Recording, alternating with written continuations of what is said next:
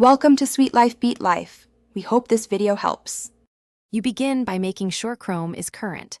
This avoids plugin conflicts and improves security.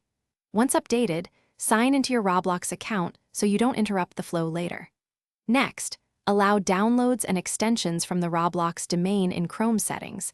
This ensures the installer and web trigger can run. You're starting the process now. Download the Roblox web installer via the play button on a Roblox game page, and keep Chrome open while the small executable lands in your Downloads folder. Once the installer file is downloaded, run Roblox Player Launcher. Exe and respond to system prompts. This installs the native client that Chrome will invoke.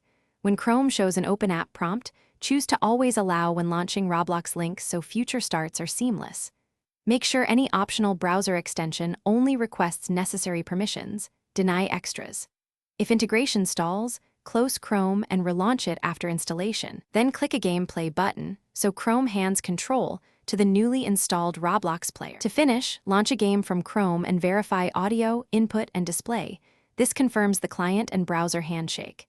If a play click does nothing, clear Chrome's cache and site data for Roblox. Then reinstall the Roblox player. This removes stale associations. Also check Chrome's pop-up and protocol handlers.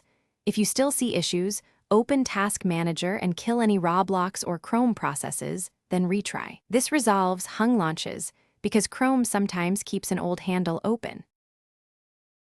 Thanks for watching. Consider subscribing if we helped you.